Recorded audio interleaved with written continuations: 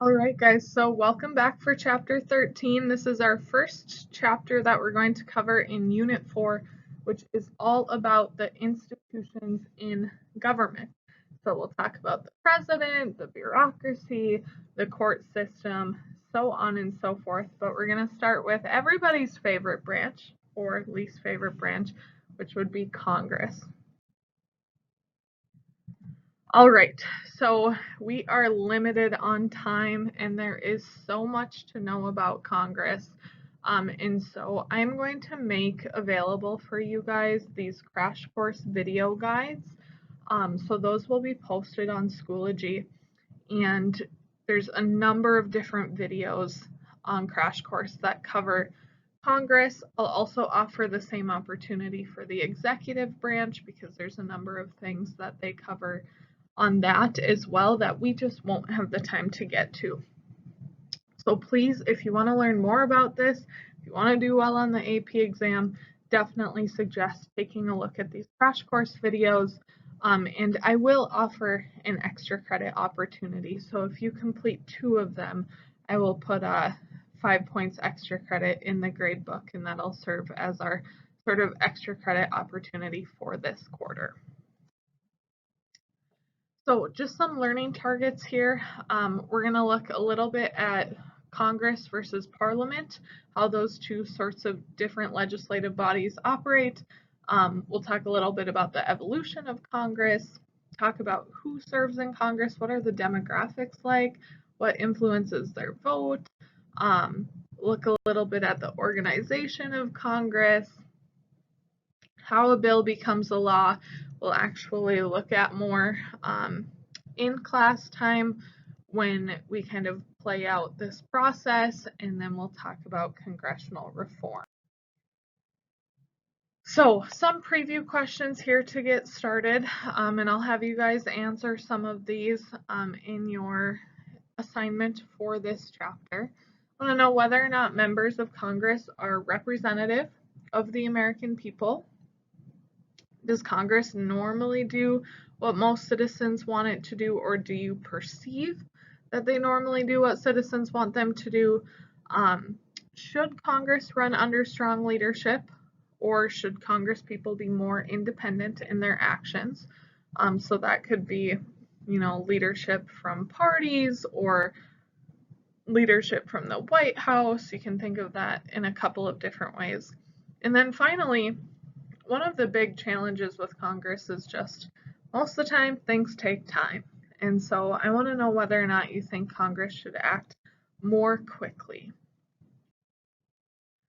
Okay, so the framers kind of viewed Congress as the first and most important branch of government. Now, technically, all the branches are co-equal partners, right? So one is not better than the other, but the framers really did put most of the power within our government and took that power and gave it to Congress because they felt it was the most representative body. And so most national government powers are held by Congress. It really is a body that is essential to federalism, so that division of state and federal government, because people go to Congress representing their states. They don't go to Congress representing the nation as a whole. They are there to represent a constituency. And so Congress is really that link between what states want and what the federal government carries out. They also maintain separation of powers, first amongst themselves, being that they're set up as a bicameral legislature or two-house legislature. The House checks on the Senate and vice versa, but also really vital to separation of powers when it comes to their relationship with the executive branch, and how we kind of, allow the president to get some things done, to have to compromise on other things, so on and so forth. And so this body really is the linchpin of checks and balances in our government. Now, the American people don't like Congress that much. The contemporary view of Congress is that it's really the broken branch of government. And so in recent decades, public approval of Congress is rarely above a third, lots of times floating around 10 to 15% approval. And a lot of that has to do with the fact that the American people just think that Congress is so partisan, so polarized, that they're unable to address problems effectively. They also say that Congress people, or Congress in general, is too responsive to special interests, pays more attention to special interests versus the interests of the average American. There's also concerns when it comes to campaign fundraising or campaign finance, and where does corruption get into money in that political process. Especially with House races, there's almost constant campaigning, being that they only serve 2-year terms. So you hardly learn how to be a congressperson before you're running for re-election again. The American people generally also think that Congress is unlikely to fix itself, right? And that can be frustrating because Congress is the body that needs to fix itself. No one else has the power really to do that besides through elections. And one of the kind of unique phenomenons about Congress is that the incumbency rate or the re-election rate is super, super high. So people think Congress as a whole sucks, but they think their congressperson is not the problem. They continue to re-elect those people, and everyone does this, so there's not a ton of turnover in Congress. Now we're going to look at the House and the Senate and how those two chambers differ, as well as what sort of similarities they share. So you can kind of organize some of these thoughts in like a Venn diagram, or I have a little diagram on the guided notes for you to take a look at. So we'll just determine House, Senate, or both. So the middle of your Venn diagram for each of the statements I'm going to bring up. Okay, so we'll get some up on the screen here. Okay, so we're starting with number of members here. So a 100-member chamber, that would be the Senate. The Senate is the smaller body of Congress, and we have 2 members from each state. So a total of 100 members in the Senate. Must be a resident of the state you represent, meaning that you have a permanent address in the state that you represent. That qualification would apply to both chambers. So to serve North Dakota in Congress, you would need to have a permanent address in North Dakota. Popularly elected means just elected by the people. And today, that is both chambers. You and I get to vote on our House members, on our senators. That has not always been the case. Up until the 17th Amendment, the Senate was chosen by state legislatures. But that was changed, like I said, through that amendment process. So now we get to choose who our senators are. Must be a U.S. citizen for 9 years is a qualification for the Senate. So 9-year qualification for the Senate. Providing advice and consent is a power of the Senate as well. What we're looking at when it comes to advice and consent is kind of the legislature's relationship with the executive.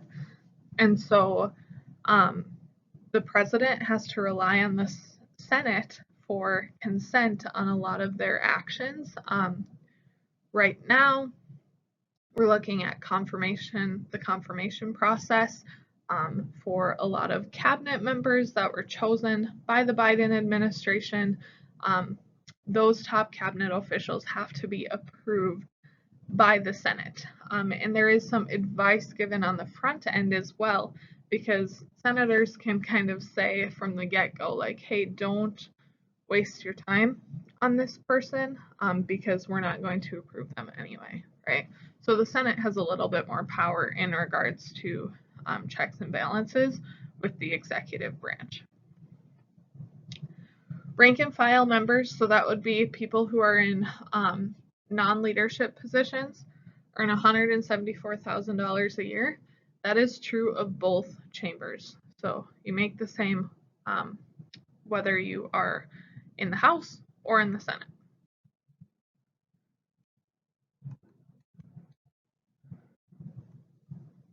Okay. Next, we have more rules that govern the chamber's behavior. So if you think about the size of the bodies, the Senate has 100 members, the House has 435. The House is going to have more rules because you're like herding cats, right? There's just so many more people, so there needs to be more rules about whether or not a certain item can be debated, if it can be debated, how long can it be debated, so on and so forth. To be in the House, you have to be a U.S. citizen for 7 years. So on the last slide, we said for the Senate, it's 9 years. For the House, a little bit smaller of a qualification on that.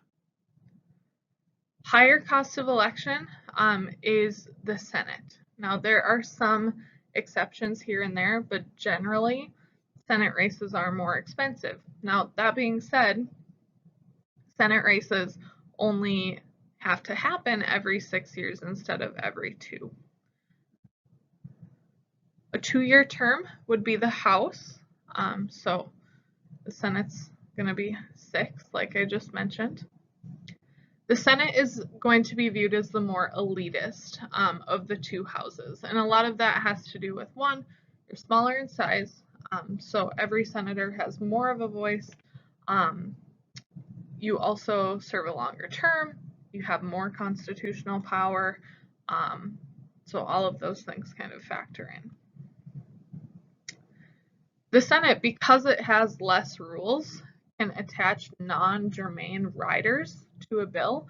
So those would be non-related additions to a bill. So you could be passing the federal budget and add in something about defunding schools, right? Or some maybe even unrelated rule, unrelated to money completely. Throw in some social policy, right? And what happens a lot of times when they attach these non-related riders, it can be really frustrating for the American people because it can be a really good bill, and then they attach these riders. We sometimes call it a Christmas tree bill, kind of meaning that everyone throws on their little 2 cents, their little ornament addition to the bill. Maybe it's like, hey, I need transportation funding to fix this bridge in my state. And you're like, what in the world? We're talking about a COVID relief bill. Why are we now funding fixing bridges in states, right? Like, it can be really frustrating that those things are allowed. Oftentimes, those things can be partisan in nature as well. So rather than serving like the special interests of a state, they may serve the interests of a political party as a whole, which can make a bill divisive.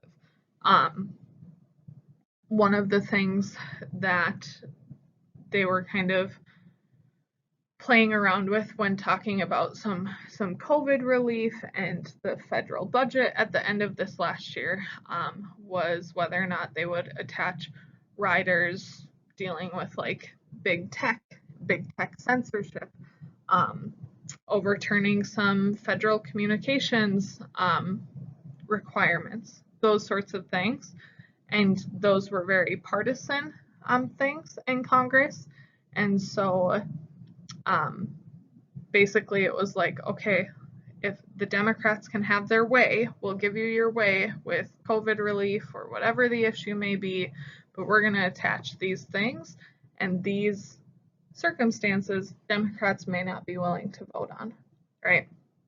So, or they would be willing to vote, but they wouldn't be willing to vote yes anymore because of those partisan attachments.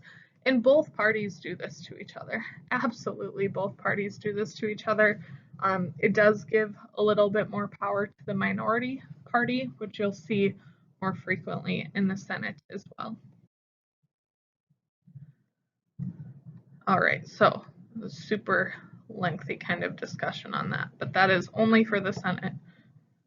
In terms of members of color, percentage-wise, The Senate has fewer. The Senate is still less diverse than the House. The Senate has more foreign affairs power, so like approving treaties, that is an advice and consent job of the Senate as well. At the head of the Senate, you have the Vice President, leads the chamber, so now that would be Kamala Harris, and really she would only lead the chamber in case of a tie, which may actually happen fairly frequently, being that right now the Senate has a 50-50 split along party lines. Otherwise, it's more or less just like a constitutional power that they don't carry out day to day, because they're often busy working on other things. Generally speaking, senators represent a larger constituency. So that's the group of people that they represent. Generally speaking, that is true for senators because they represent a state as a whole. Now, this is not true for at-large states like North Dakota, because in North Dakota, our House of Representatives member, Kelly Armstrong, represents the state as a whole as well, because we only get one member in the state of North Dakota, at-large district. However, if you're in like California, say, a House member may represent a tiny like quadrant of Los Angeles County, say. Well, the senators would represent the state as a whole. Power to remove federal judges, that is going to be a power of the Senate as well. So again, kind of a consent piece, a consent power that the Senate has over the House. Now the House has what's called the power of the purse. So the power of the purse says that revenue bills need to start in the House. And in order to serve in the House, you must be 25 years old. All right, I believe this is our last sort of sorting slide. The power of the filibuster. We'll talk more about that. It is a party, or it's a power that's given really to the minority party in the US Senate. It essentially means to talk a bill to death. It prevents a vote, that sort of thing.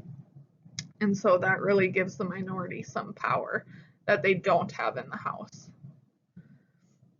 Now the House, everyone has to run for election every 2 years. So hypothetically, it could have 100% turnover on election day. Now, that is never the case. On average, about 1 in 6 members are serving their first term. The other 5 and 6 have been reelected. Fewer staff members, that is going to be true of the House. They're a little bit more specialized, serve on less committees, and so they have less staff. Today, Democrats have the majority in both chambers. Like I said, it's a 50-50 split in the Senate right now, but technically the Democrats have the majority because the Democrats have the White House as well, and Kamala Harris would be their tiebreaker. The perk of the franking privilege, that is essentially the ability to send mail for free without a postage stamp, and that would belong to both.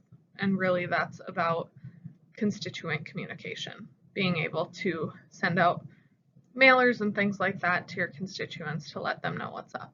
Now that being said, you can't use the franking privilege for election purposes. And can pass bills with unanimous consent.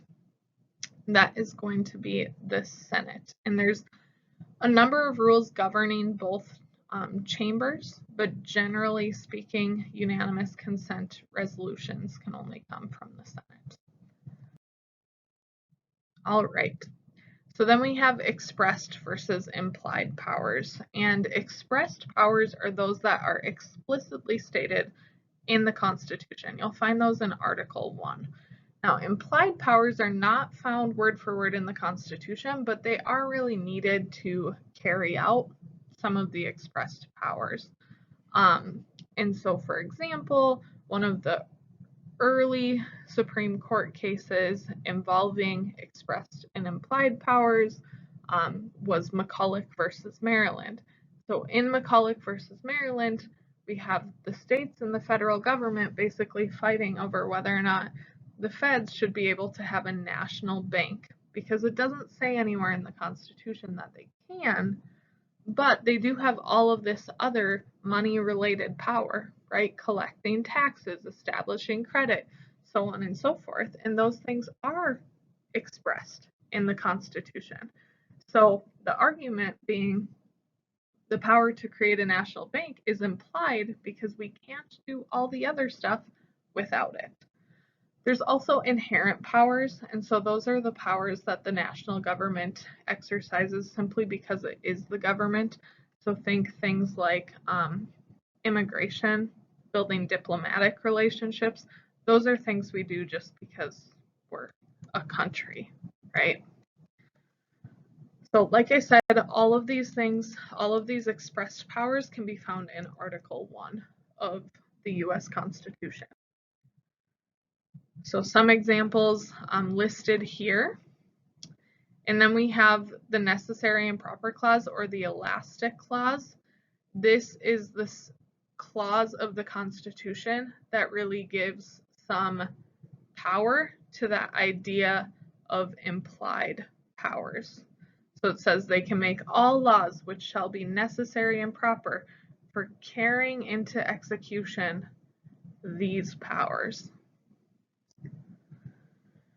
So actually, with the Civil Rights Act of 1964, they based the passage of that bill on the Commerce Clause, which is about the economy, regulating the economy between the states. Now, nowhere in the Constitution does it say that Congress can create a civil rights law, but they argued before the court that it was implied that they could make one using the elastic clause, because ultimately they believed that civil rights and like segregation and like all these different, practices that have happened in the past could ultimately have an impact on the economy. All right, guys, so the next piece here is Congress versus Parliament. And so in a true parliament, like they have in the United Kingdom, for example, you have an assembly of like party representatives, and they kind of choose how the government operates and largely discuss major national issues. In a Congress like we have here in the United States, Congress is more so a meeting place of representatives of their local constituencies. So they're there to talk about issues that are important to their state or their city or wherever they represent. So Parliament's kind of looking at national issues as a whole. They don't represent a geographic area necessarily. Where Congress, they're representative of a geographic area and will bring those issues to the table. Now, there are obviously issues that are of national concern that affect every state and every constituency in the country. So those issues will be discussed in Congress, but there's also all these little like local concerns or regional concerns that they will address. So the principal work in Congress is really representation and action, where the principal work in Parliament is more so debate about national issues. All right, so now we're going to talk a little bit about the evolution of Congress and specifically congressional leadership. So there's periods of centralized, we call centralized, and periods that we have a decentralized Congress. And so in a centralized Congress, things move a little bit more quickly. They have strong central leadership. That's where the term comes from. Lots of rules, so those rules would include like restrictions on debate or very few opportunities for stalling tactics, minimal interference in the lawmaking process. In a decentralized Congress, the interests of individuals are more represented. There's weaker leadership. There's less rules about discussion or delay, and there's a lot of opportunities for committee activity. So I would like you guys to go into the chapter on Congress. There is a blue box that goes over the different phases, the 6 phases of the House, the U.S. House. I believe the chart's on page 320, but I may be off just a little bit. So it's in a blue box in that chapter, and they're going to look at 6 different phases of the House, kind of starting with early Congress up through current day. And I want you to try and identify whether those phases of Congress were centralized or decentralized. Now, in terms of demographics, I'll have you take a look at this and kind of summarize the infographic as a whole. We have a breakdown on religion, race, and gender here. Generally speaking, when it comes to like our more modern Congress, Congress is becoming less male and less white over time. It also is a little bit more diverse occupationally. It used to be sort of the norm that lawyers and members of the armed forces, those were like 2 major occupations that were really prevalent in congressional leadership. There's obviously still a lot of lawyers, still a lot of members of the armed services, but occupationally Congress is becoming more diverse as well. The Senate is more slow to change in terms of demographics than the House, and part of that probably has to do with the fact that the Senate, you're only elected every 6 years, so there's just not as much opportunity for quick change like there is in the House, where you have 2-year terms. The first woman speaker was Nancy Pelosi. She is the Speaker of the House today as well, and has held that position since 2007, whenever the Democrats have controlled the U.S. House of Representatives. In terms of like incumbency or experience in politics, in 2020, just over like 1 in 6 members of Congress were serving their first term. You know, there's the 2 parties kind of flip back and forth. They're a little bit different demographically as well. You can see that breakdown on the chart here, what like the Republican delegation looks like versus what the Democratic delegation looks like. Generally speaking, in Congress, we have growing ideological partisanship, so less members of Congress that sort of represent the middle of the political spectrum, and more that are sort of alienated to either side. Now, the incumbent is the current office holder that's running for re-election. And when it comes to Congress, most incumbents win. And some of that has to do with the fact that we have fairly high approval ratings for our own Congress people. Remember at the beginning of the lecture video, I said we don't think it's our congressperson that's the problem. It's just the body as a whole, right? That's the problem. But there's other factors like name recognition, money. Money is huge when it comes to incumbency advantage, because if you already have the name recognition, you already hold the position, fundraising is usually that much easier for you. So that definitely plays into it as well. There are also a number of districts that we refer to as safe districts. In a safe district, the person would consistently win by like 10 percentage points, so like about 55% of the vote. And there's a number of districts that are very safe for one political party. And so unless you're unseated at the primary level, where we're still running Democrats versus Democrats, Republicans versus Republicans, the chance that you're unseated in the general election in November in a safe district is slim to none as well. All right, so the next piece here is how do they decide to vote? And there's a number of factors, but we're going to look at like 3 distinct views that a representative can have going into a vote. So the first would be the representational view. And so if you voted based on the representational view, you would vote to please your constituents or the people that you represent. This is like acting as a true delegate. So if 55% of North Dakotans said, we want our senators to vote yes on COVID relief, then if they were taking that representational approach, they would just go and vote yes on the bill. They wouldn't consider any other thing besides the fact that 55% or a majority of their constituency wants them to vote yes.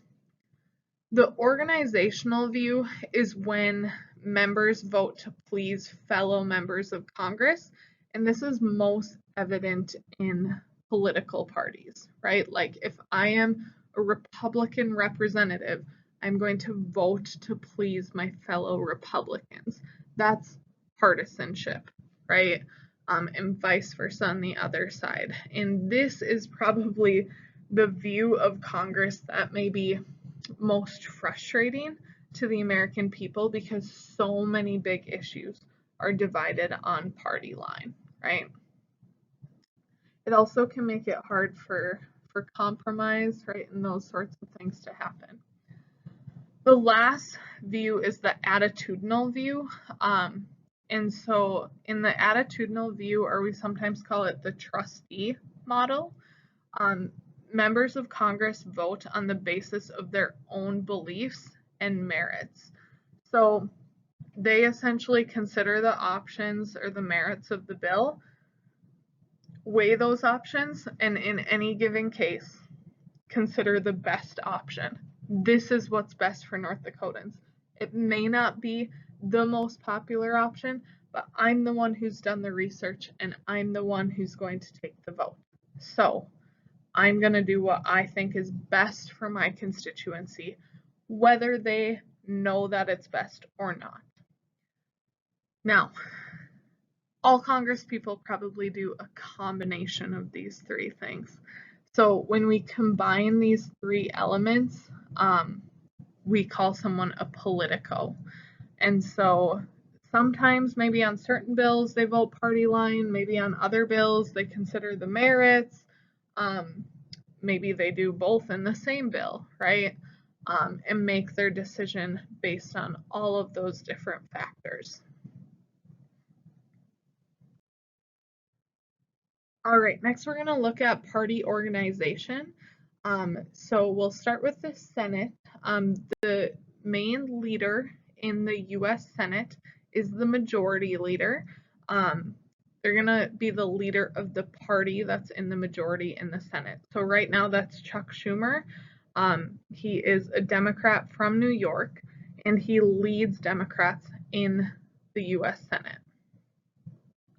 That is a powerful position because the majority leader also helps pick committee heads.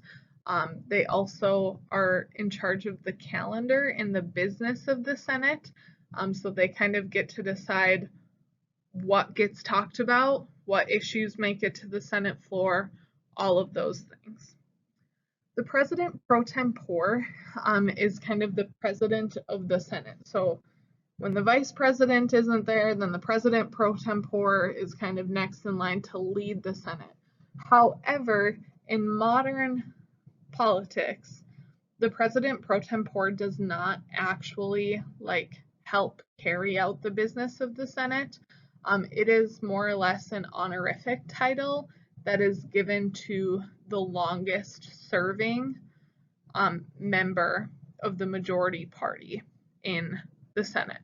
So right now, the senator from Vermont who has served in the US Senate, I believe, since like 1975. To be the most senior Democrat and is given that honorific title of president pro tempore.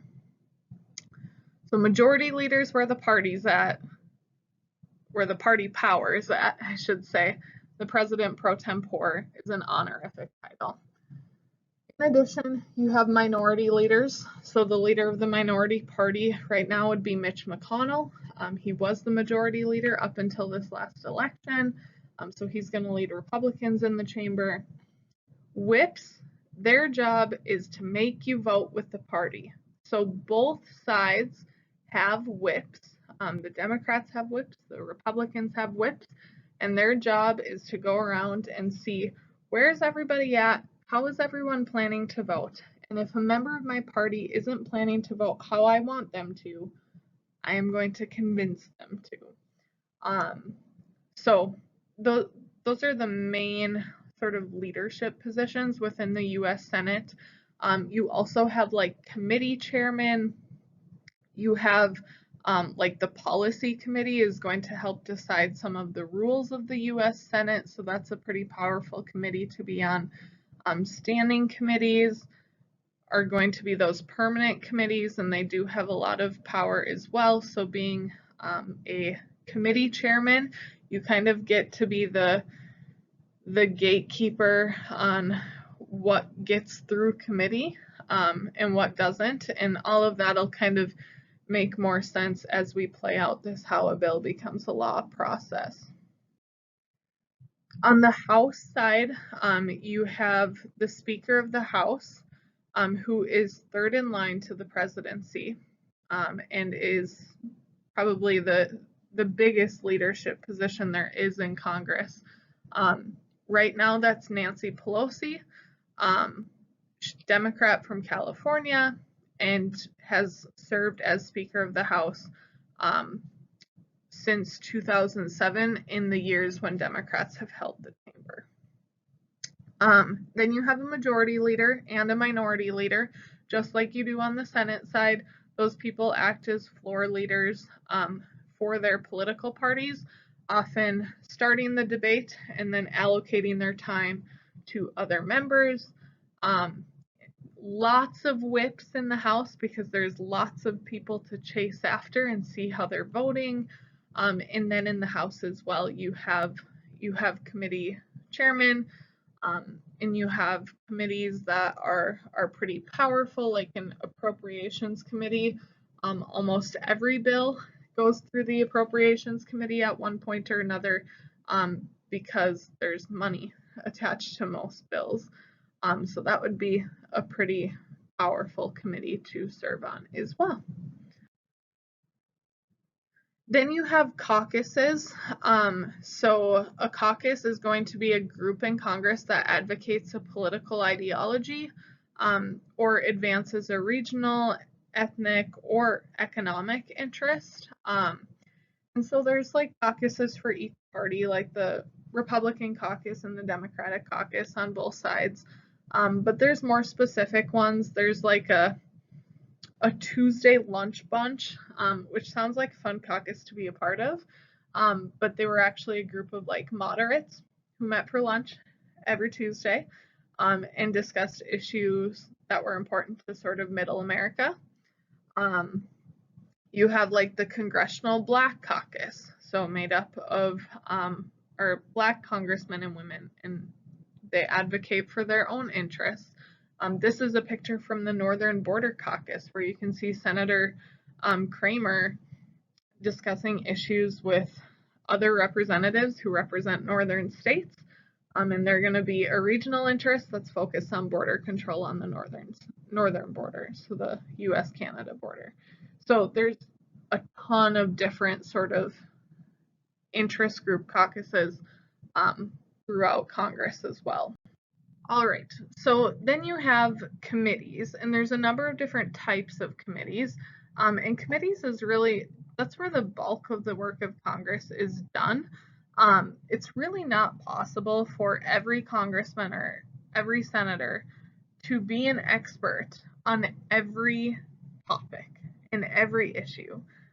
There's so many things that go through Congress, and so most of the work is done in these sort of topical committees where we can focus. We can focus on issues that we know, that we're well researched on, so on and so forth. So first you have standing committees. And standing committees are those permanent committees that are there session after session, term after term. They're largely topical. So you have standing committees on appropriations and armed forces and agriculture and so on and so forth. This is actually Senator Hoeven, North Dakota, picture of him participating in the Agriculture Committee, which he sits on.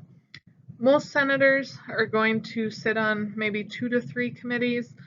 House members, maybe 1 to 2, in some cases 0, kind of depends. A select committee is a committee that's set up for a short period of time. And so we usually see select committees when there's some sort of like investigation to do or some sort of short-term interest. They'll set up a select committee. A joint committee is just a committee that's made up of both senators and representatives. All other like standing committees are going to be made up of solely senators or solely representatives. So there's a few joint committees as well. And then a conference committee is a very temporary joint committee whose sole purpose is to conference a bill. So what that means is if the House passes a version of a bill and the Senate passes a version of a bill, they meet together and they sort of compromise the 2 bills because there may have been different amendments or changes made in each chamber throughout the lawmaking process. And so they'll put together a conference committee and say like 3 people from the House and 3 people from the Senate will come together and they'll kind of negotiate the final version of the bill before it goes back to both houses for a final vote. Usually, in terms of political party, the ratio of Democrats to Republicans on the committee roughly corresponds to the ratio that they have in the House or the Senate as well. And then you have staff and specialized offices. So the staffers are the people who work for the senators or representatives in their office. You can be a staffer in DC. Your role in there would largely be legislative in nature, doing some legislative research. If you're an intern out in DC, lots of times they have those people doing like tours.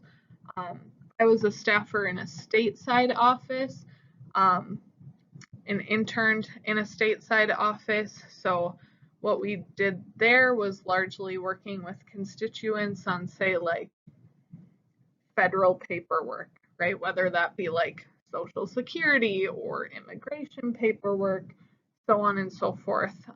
Those stateside offices are usually a little bit more focused on constituent issues versus like the legislative research side of things.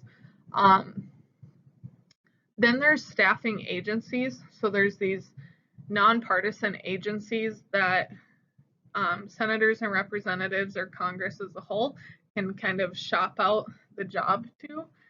So you have like the Congressional Research Service, which is going to, look into some of the implications of a piece of legislation. The Congressional Budget Office, sort of along those same lines. They're going to sort of assign a price tag to a given piece of legislation. So there's these different nonpartisan sort of parts of the government, parts of the bureaucracy that they can also use in their legislative research. All right, So I'm not going to talk a ton about how a bill becomes a law. You guys have probably all seen the Schoolhouse Rock video. If not, or if you just want to take a look again, by all means, go ahead and do a quick Google search and listen to this one. But generally speaking, we'll kind of play this out. You introduce a bill, you have study by committees or referral to a committee, and then they study the bill, make a recommendation, goes to the full floor where there is debate, and then it switches houses and goes through the same thing all over again before it ends up in the president's hands. So that makes it sound super quick and easy. There are a lot of holdups within that process. This video was put out by Vox, so if you want to take some time to watch this video, it goes over some of the complexities of lawmaking, and so they kind of remade that Schoolhouse Rock video to talk about some of the complexities of lawmaking. So this is just called How a Bill Really Becomes a Law, what Schoolhouse Rock missed. So definitely suggest taking a look at that one. All right. So we have just a couple of topics left I want to cover here. So thanks for sticking with me. Next thing is, I mentioned towards the beginning of the video that people aren't happy with Congress. Congress is not a popular branch of government.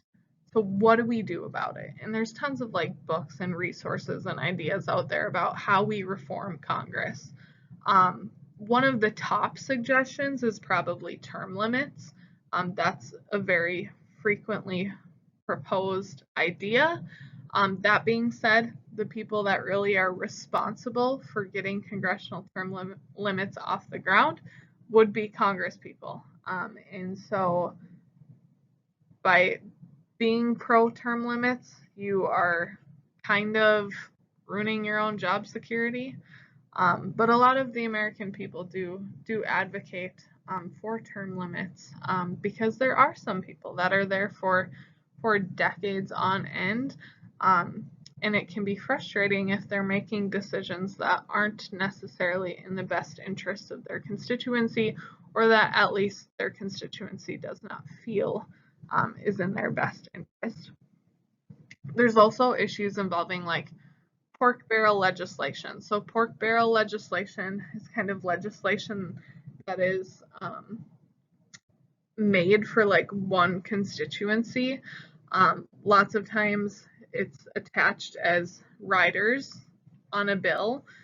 So I might try and get something for North Dakota and North Dakota only because I want to win re-election in North Dakota. And so we can be putting a lot of federal tax revenue towards these kind of pet projects that help congressmen and women win re-election. All right. The last issue here is gerrymandering. So gerrymandering can occur during the redistricting process. Gerrymandering specifically means to manipulate the geographic boundaries of a district to either help or harm a specific political party. Now, in North Dakota, we are not very affected by gerrymandering because we are an at-large district. So we don't have all these little districts besides our legislative districts for the state. We don't have all these little districts for the national level. And so there's no districts to manipulate. But you think of like a state like California is going to have like 50 plus districts that are drawn within that state. And you can manipulate those lines in a way that it makes a district safe for Republicans or safe for Democrats. And that would be gerrymandering. So this is a super awesome video that kind of explains how they can go about gerrymandering. If you just Google TED Ed gerrymandering, this will come up for you. I may also throw some of these on Schoology. some of these videos I'm referencing. So this does a really great job of describing how gerrymandering works and how it can impact an election. So I suggest taking a look at that. I wanted to show you one example though to wrap up here. This is one of the most gerrymandered districts in the United States, Congressional District 4 in Illinois. And so everything highlighted in green is one congressional district.